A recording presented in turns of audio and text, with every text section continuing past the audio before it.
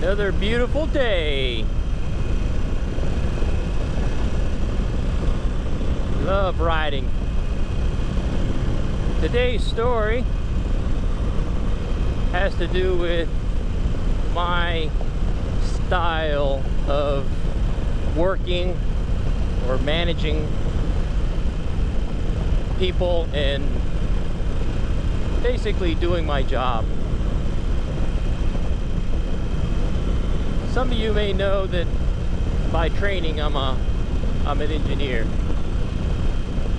mechanical engineer to be more precise. But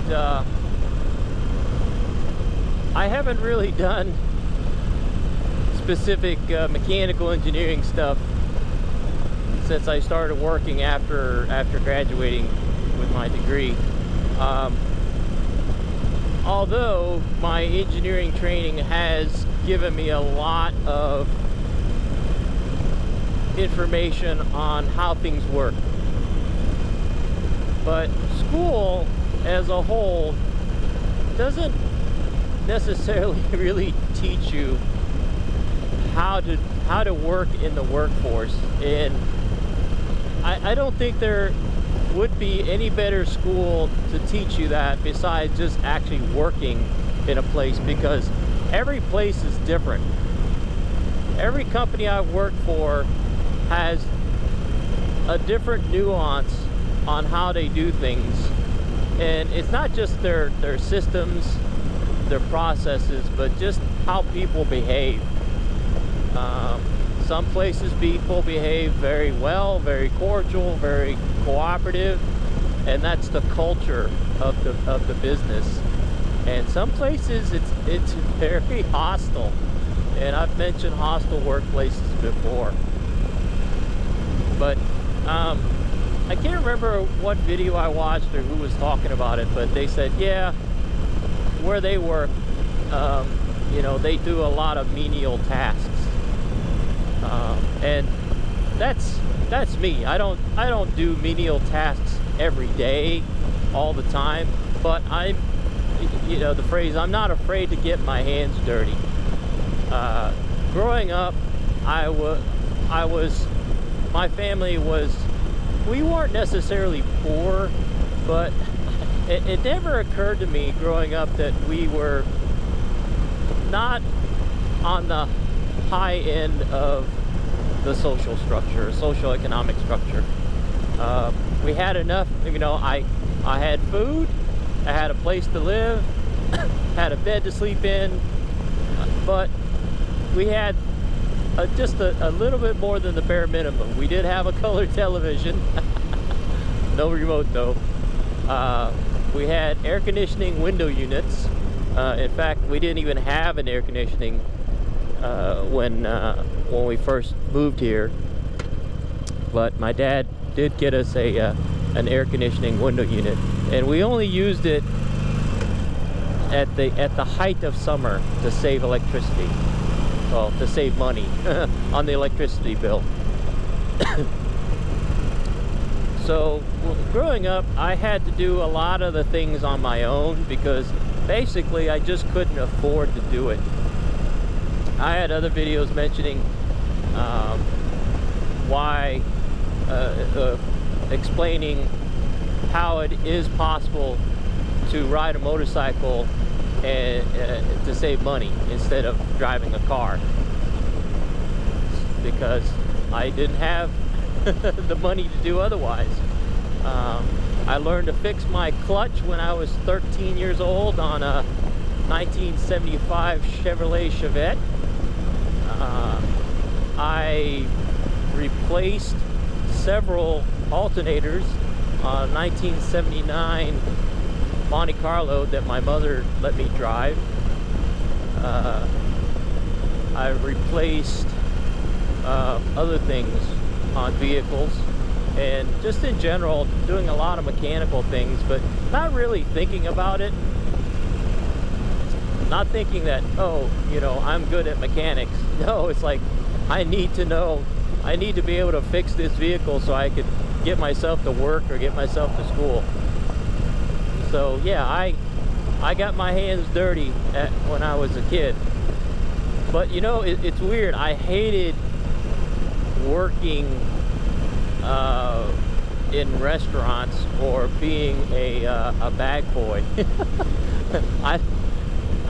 I worked to get money, but I never enjoyed being a bag boy, and I never really enjoyed being a busboy at restaurants. You know, being a bag boy, it was hot, it was boring, you know, just taking groceries back and forth all the time. Growing up in the South, it was very hot, always sweaty, always had to go drink water. And being a busboy at a restaurant, it was greasy.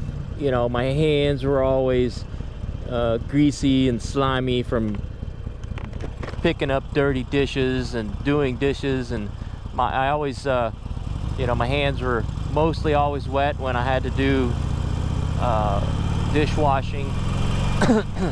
And I never enjoyed it, but it was kind of one of those things where you just gotta suck it up, get through it, and get as much money as you could, even though they didn't pay you a whole lot. As a kid, hey, it was better than nothing, because if I didn't work, I didn't get to fund my hobbies, so to speak. You know, I liked driving around with my friends. I liked playing video games. You know, we would go to arcades in the mall. This was in the 80s, and the malls were a thing. And you know, we would go and hang out on the beach and just drive around. So it was gas money, a little bit of food money, and you know, we weren't going to restaurants and sitting down and doing fine dining or something. It was more like getting a loaf of bread and a hunk of bologna or something, and some sodas. That was entertainment for us. And you know, and I buy clothes too. I had to buy my own clothes. My mom would give me like $100 every school year to buy clothes, but the rest of it, if I wanted different shoes or more shoes or more pants or shirts, I'd have to buy my own. So that's the backstory, the history of me growing up. Why things I had to do to not necessarily survive, but just to get by, get through the boredom, so to speak. But so after high school, I joined the military, thus my channel name. And I actually worked as a mechanic. So for 8 years, I worked as a mechanic, wrenching on parts, replacing, removing, replacing, learning about mechanical things. And after I got out of the Navy, I went to college and took mechanical engineering. It's like, why not? I was a mechanic. Let's learn the other side of things, of machines. And it was a really, really good experience, but it didn't really teach you how to work in the workforce. And my thoughts on being a mechanical engineer when I graduated was, you know, what you saw in the movies. You know, you went in and there were a whole department of engineers, and they would mentor you, and you would learn design and, you know, hire more technical things from those people, and then eventually you become the mentor, right? And all you did was drawings and designs and measurements and stuff like that. That was my understanding of what an engineer did. Well, I quickly found out that engineers were relatively far and few between as far as companies go. The first jobs I had, I was the only engineer in the whole department. You know, like the very first job I had, we did field inspections, and it was based on experience that I had of the job I did in the military, but on an engineering scale, on an engineering pay level. And I wasn't a manager per se, but you know, I was at a higher rank than the technicians. But ironically, because I was salaried, I didn't get as much scale on the overtime as the technicians did, and they actually got they actually got paid more than I did, which is, you know, hey, it is what it is. But I was the only engineer in the department. But getting to the point of my story, after I don't know how many minutes, I did dirty hands work. I was out in the field. I was crawling around underneath big industrial gas turbines, you know, literally getting my hands dirty and doing physical labor. I was carrying, you know, equipment that was 40-50 pounds. I was working in locations that were out in the middle of nowhere, that were hot. And so I quickly learned that now this is the reality. This is what work as an engineer is really like, can be really like. So then my second job was kind of an office job, but I still had to go out in the shop. I still had to verify things, and yeah, that was a little more desk jockey-ish. So, but that didn't last too long. It was like a couple of years. And then my third job, I was very office type, doing more paperwork, and that was more what in my mind before I graduated, what being an engineer was like.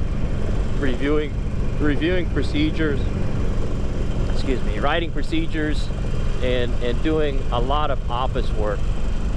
But I still had time to go home and be with my family. But that was the toxic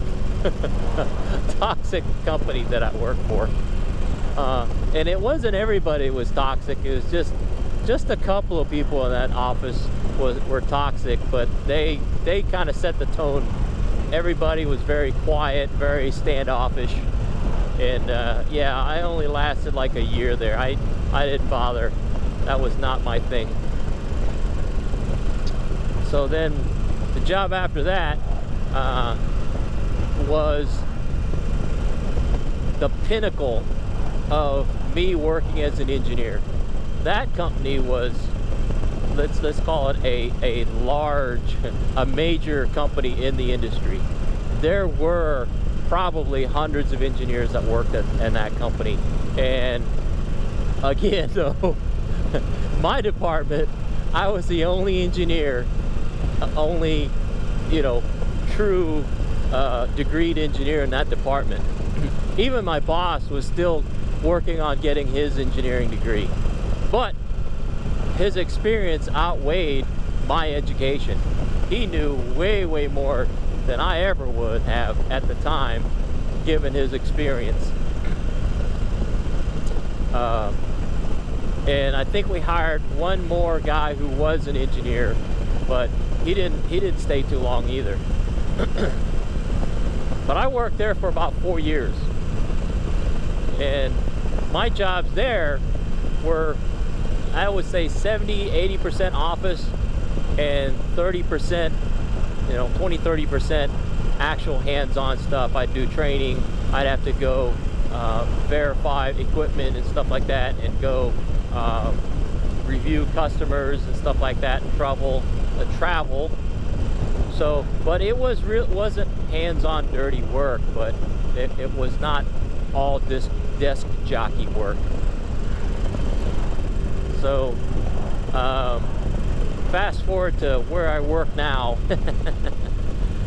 It is very physical labor intensive. The first few years I worked here, yeah, I was office, mostly office work, but I did go out in the shop and help people do things.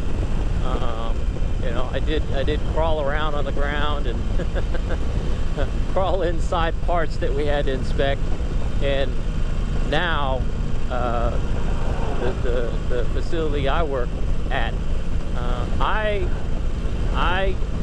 on a regular basis, I wouldn't, you know, maybe monthly, used to be, it ebbs and flows. Sometimes it's all week is what I do.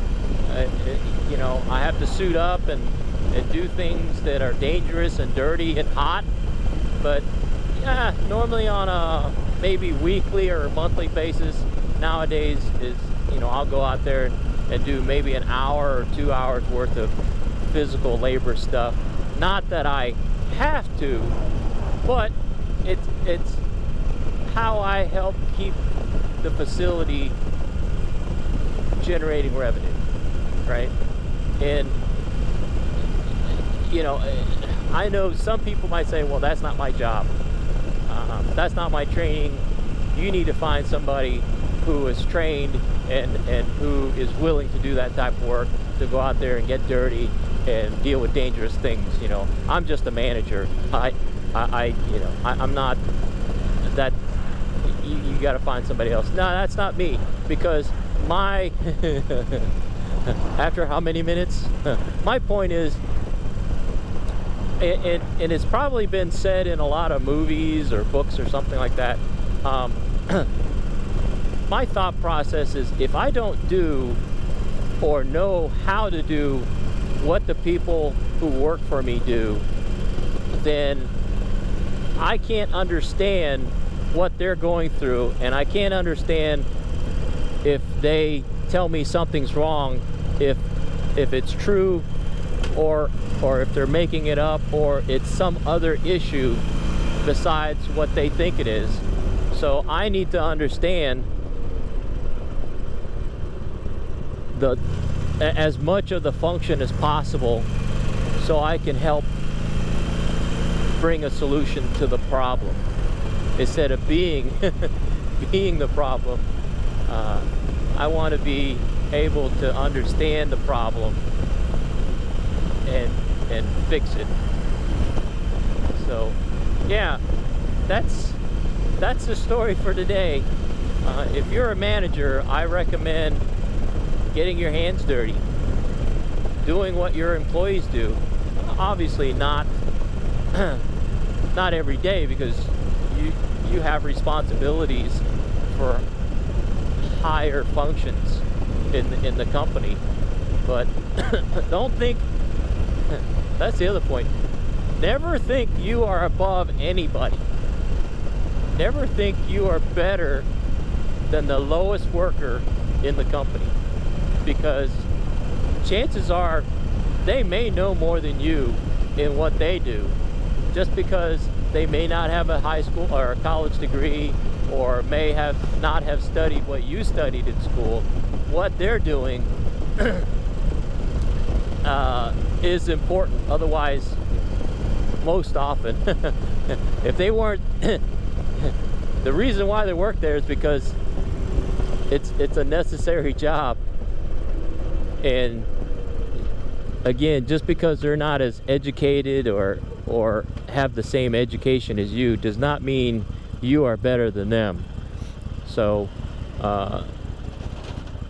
learn as much as you can, and that's a way, that's kind of the mentality that I learned when I was in the Navy, because we only had limited amount of people that we could bring on a ship. So the more people knew on the ship when things went downhill, right, the more people who knew how to fix things, the faster we could get things back up and running when there was an emergency, put it that way. So that's my long-winded story for the day. I hope everybody has a good day. Take care. Bye.